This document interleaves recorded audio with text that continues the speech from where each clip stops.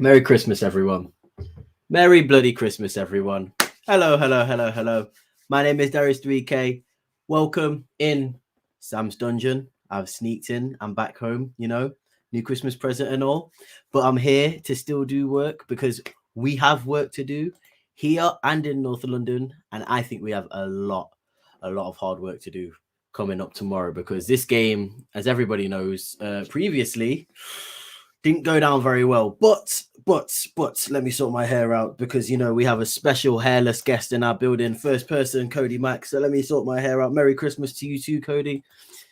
We have a big game and it didn't go very well last time. We lost 3-0 to Crystal Palace and I'm here for some revenge. I don't know about you guys, but this is a game that I really want to win. So let's do a lineup show. Let's talk about who I think is going to be in the team and who I want to be in the team and who potentially is going to win this game for us.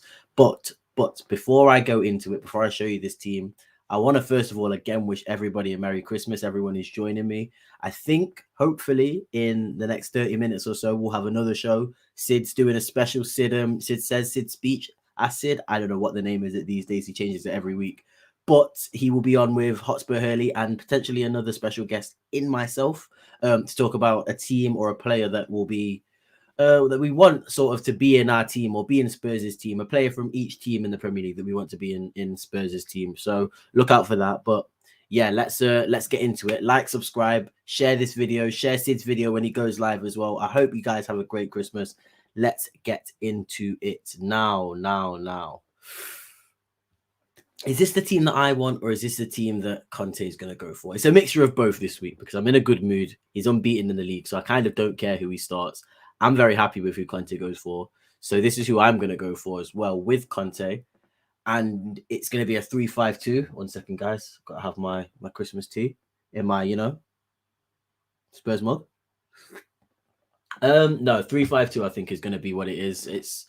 For me, it seems to work. I know we go for a 3-4-3, and we'll probably start off in a 3-4-3, but realistically, this is how we look in most of the games. So I think it's going to be a 3-5-2. Centre backs, because I'm not even going to talk about Lloris. I think Lloris is now sort of turned all the naysayers, and potentially I was a naysayer at the start of this campaign and even last campaign, but no one's going to doubt Lloris anymore. He's world-class keeper still, 34 years old, and sadly in a week's time he could actually sign a contract with another team, so that's something that we need to address quite soon. But yeah, starter 100% for this season, next season, even the season after. I think he's still got it in him. The back three, two of them I think explain themselves. Dyer and Davis I don't think can be displaced at the moment. Romero, heard good news 3 weeks or so that he could potentially return, so that could be before the Arsenal game. But at the moment, Sanchez is probably our third best centre-back. Rodon, I don't think is going to really play again for Tottenham Hotspur. See him going on loan potentially in January. I know that Leeds, Newcastle, Brighton will also linked with him. So he's got fans out there, and I think he will probably get a move. Whether that is permanently on loan, we don't know. But those three, I think, will probably be the main centre-backs until Romero comes back or until we get an upgrade in January. So don't know how you guys feel about that, but I guess in terms of what we've got, it's probably as good as we're going to get, to be honest. Moving on into sort of the fullbacks in midfield, Emerson speaks for himself. I do believe that there's not, despite Doherty playing decent and to maybe even quite well in that game against West Ham, I don't think he sort of played himself into that starting 11 again. And I know that this sort of seems to be quite a lot of criticism for Emerson, and I don't think he's sort of the best right back in the world or even one of the best right backs or up and coming right backs, but I don't also think he's worse than Serge Aurier or any of the right backs we've had in the past before Kyle Walker. So in terms of, and that's including Tanganga as well, so I think that in terms of a right back, he's okay. If we can upgrade, which I've seen us sort of be linked with an attacking right back, or Conte wanting to sort of upgrade in that right back area, I think that he could potentially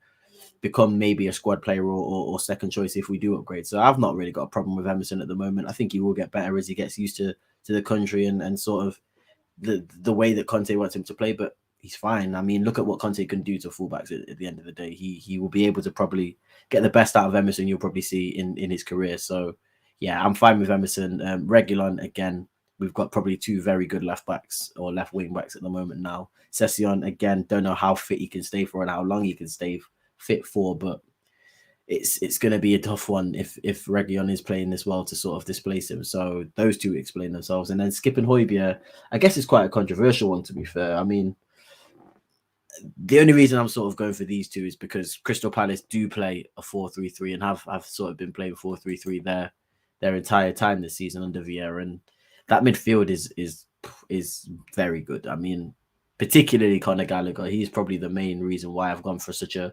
defensive-minded midfield this time, is because at the end of the day, I think that Conor Gallagher will probably dominate that midfield, sort of similar to how Declan Rice did in that game against West Ham in the quarterfinals. So I do think that with that being said, you're probably going to want to sort of man mark Conor Gallagher or make a player sort of prioritize him and be around him all the time, which means that you're going to have another player sort of covering that hole in that space. So yeah, skipping Højbjerg for me are going to have to do that for a lot in this game, and 100% is going to be a challenge against the midfield of Gallagher and Kouyaté and potentially Hughes or whoever is in there, Milivojevic, whoever that is. So yeah, the midfield is going to be a big battle. There seems to be a lot of improving midfields in the Premier League. Sort of the teams below us have very good midfields, and I still believe we have to improve in that midfield to sort of be competing with the teams that we're looking above. So yeah, I think this is a little bit of respect shown to sort of personnel in this team,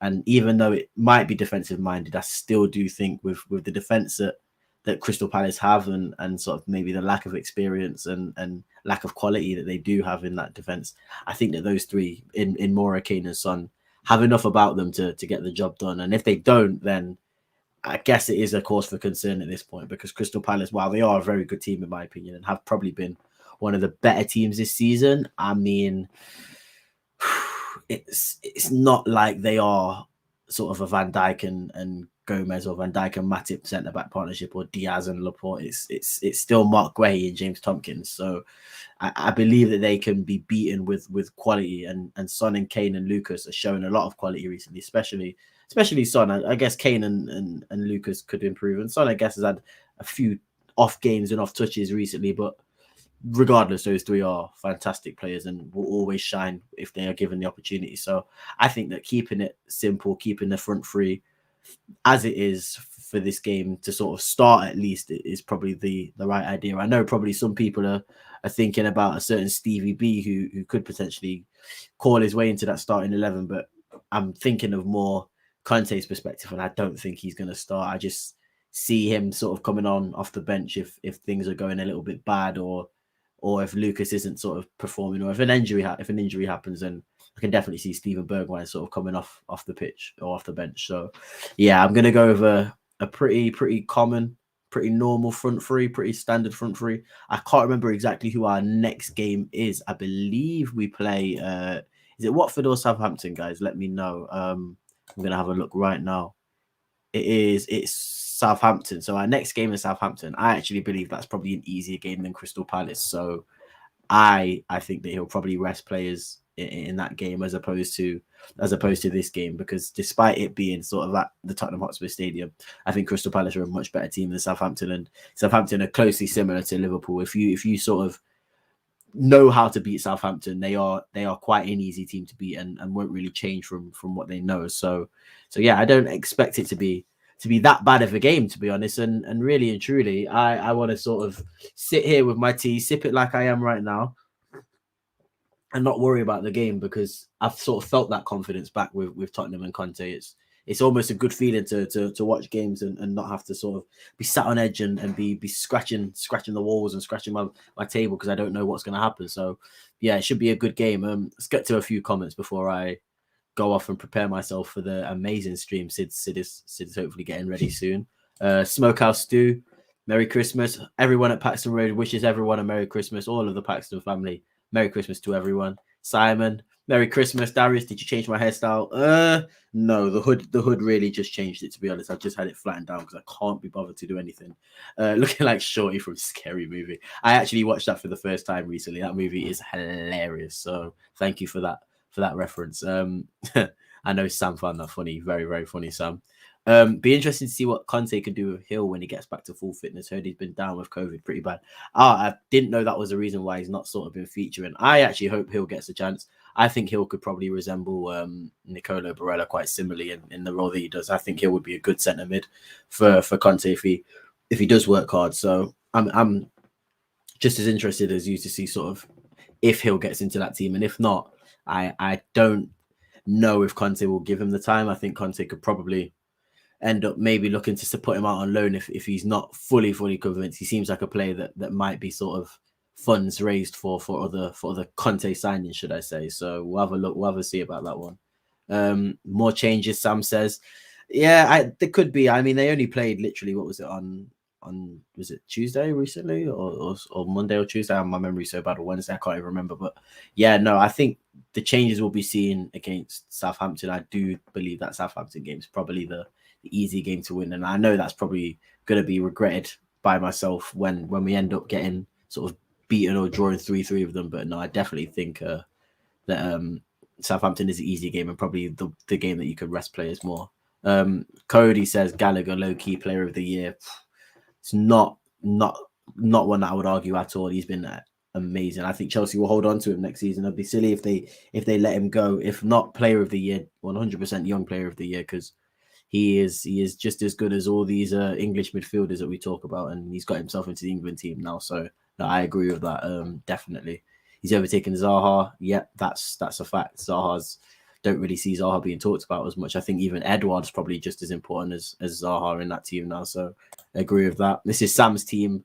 Lloris, Royale, Tanganga, Davis, Reguilon, Winks. Let me get my team up, see how different this is. Lloris, so same Lloris, Royale, Tanganga, Davis, Reguilon. Pretty much the same, swapping Sanchez out. Winks and Skip, so no Højbjerg, and Dombele, so no Lucas, and Son, no Kane and Bergwijn. So quite a different team, to be fair. Do you think that team can win or beat Crystal Palace? So I actually don't think that team beats Crystal Palace that Sam puts there. I actually think they struggle with Crystal Palace, especially that midfield. I actually think Conor Gallagher is going to be Skip's job to sort of to rein in and make sure he doesn't do what he's done against a lot of teams this season. So yeah, hopefully that midfield is strong enough to beat and to compete with Crystal Palace's energy wise and fitness wise. But thank you, Sam, for that. Kane has to be rested. I think we need 3 in midfield, hence Winks, Skip, and Dombele. I agree. I sort of put Lucas in that 10 because he will get around, he'll press, he'll be very active. He'll want to sort of win that ball back. So I've sort of put Lucas in that 10. But I agree with you. 3 in midfield has to be 3 in midfield if Crystal Palace play 4-3-3, because they're a hard-working midfield and they will overrun it. Well, not overrun us. They might not outrun us, because I don't think any team are outrunning us, but they will work as hard as us, and we'll have to sort of match that energy if we are to sort of win that battle. Simon says Cess picked his time to get injured. So many games he won't be available for, which puts pressure onto Reggie. Pressure just in terms of performing and pressure in terms of his fitness as well. I mean, if Reguilon gets injured, who's playing left wing back? Are you putting Davis back out there? I definitely don't want Davis out there. So that's a great point to make. I mean, when do you have the conversation about Session being an injury-prone player? Because for me, I believe that conversation can be had. It doesn't say that he's not a bad player. It doesn't say that he's not sort of important for our squad, but you can't rely on a player who's getting injured every couple of games. It's starting to get quite annoying for I imagine for managers, and I can't really say that as somebody who's watching, but when you want to see somebody do well and every single time they sort of get a decent run of form in or actually have a good game or two, they get injured, it gets quite annoying, and you want to see him do well. So I think Session needs to sort of use either this time to really see if this is an injury that you need to take a long time and sort out, or if it's just his body is just not as well as he supposes or he thinks. So it's a difficult one for him. It's not really his fault, to be fair, so he can't really do anything about it. Tanganga will get a game at left wing back. If I see that, I won't be happy. That's all I'll say on that one, Sam. I don't really want to see Tanganga on the pitch, if I'm going to be honest, but left wing back is the last place I think Tanganga would be helpful for in a Conte sort of system. So no, if he's not centre back, I don't really want to see him on the pitch. Could see the same midfield of Winks, Dele, and Dombele. Worked well. It did work well. I can't lie. I was surprised by the performances of Winks and Dele Alli against Liverpool. They were actually very good. As much as I really don't want to say that, they were actually pretty good. So yeah, it's one to look out for. I still think that Højbjerg is going to be important to sort of be extra cover where Winks is, where Gallagher is, and sort of helping out Skip defend him, because he will be the threat. So it's one to think about. Will Ndombele work as hard as we need him to around that area, or do you want to just keep him sort of up front with that 3 and have him operating sort of past the halfway line? So it's one to think about. Simon again says, Sam, if need be, I hope he gets thrown in there, do the job, or she could have a chance to run a games in his natural position.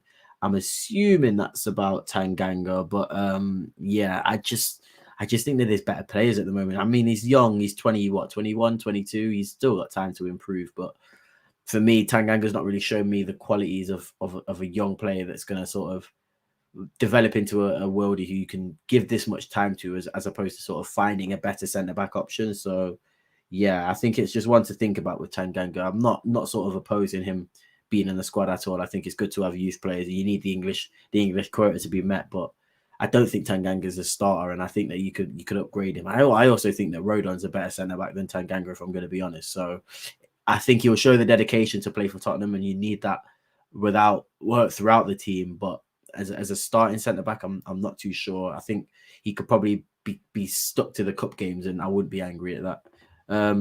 Simon again, just on Gill, he seems like he'd be more effective in the hole than he is out on the wing.